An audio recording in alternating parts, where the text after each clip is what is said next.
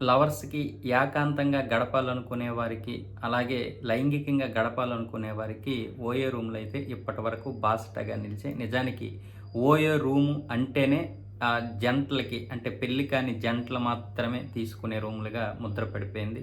దీనివల్ల చాలా వరకు కుటుంబాలు అంటే ఫ్యామిలీ మెంబర్స్ అయితే దూరమయ్యారు. అలాగే విద్యార్థులు దూరమయ్యారు.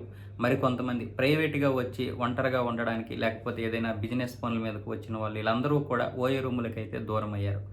గ్రౌండ్ రిపోర్ట్ ప్రకారం అయితే ఓయో దీంతో తన బిజినెస్‌నైతే మార్చుకోవాలనుకుంది. ప్రస్తుతానికైతే పెళ్ళయిన జంటలకు మాత్రమే వాళ్ళ రూములు ఇవ్వడానికి నిర్ణయించుకుంది. అలాగే విద్యార్థులకైతే ఇవ్వడానికి అంటే ఆడ, మగ అంటే డిఫరెంట్ రూములైతే ఇవ్వడానికి ఒకవేళ ఎవరైనా విద్యార్థులొస్తే ఇద్దరికి ఇవ్వడానికి లేదు. ఇద్దరు జెంట్స్ అయినా లేదు ఇద్దరు లేడీస్‌కైనా ఇస్తారు గానీ, ఒక జెంట్స్‌కి, ఒక లేడీస్‌కి అయితే ఇవ్వడానికి లేదు.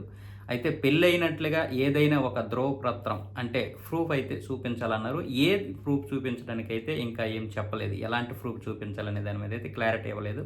ప్రస్తుతానికి మేరట్ నుంచి అయితే ఈ యొక్క నిబంధన అయితే ప్రారంభించారు. మేరట్ నుంచి ఈ రోజు నుంచి అమల్లోకి వస్తాయి. పెళ్లైన జంటలు మాత్రమే అక్కడ రూములు తీసుకోవడానికి అనుమతి ఉంది. అలాగే హైదరాబాద్, ముంబై, కలకత్తా, బెంగుళూరు, చెన్నై ఈ నగరాలు మిగతా ఉన్నటువంటి నగరాల్లో కూడా ఈ యొక్క రూల్స్‌ని తీసుకురావడానికి యాజమాన్యం అయితే ప్లాన్ చేస్తుంది. ఇప్పుడు దీనివల్ల పెళ్లి కాని జంటలకైతే ఒక విధంగా ఇబ్బందికరమైనటువంటి పరిస్థితే. ఎందుకంటే చాలామంది ఇక్కడ అనేక విధాలుగా అంటే లైంగికంగా గడపడానికైతే ఇక నుంచి ఓయో రూములైతే ఇవ్వకపోవచ్చు. కాబట్టి ఇబ్బందికరమైనటువంటి పరిస్థితుల్లే వీళ్ళకి. దీనివల్ల ఫ్యామిలీ మెంబర్సు, విద్యార్థులు మరికొంతమంది కస్టమర్‌లైతే ఓయోకి పెరిగే అవకాశాలుంటాయి. కాకపోతే ఈ ముద్ర పోతుందో పోదో తెలీదు.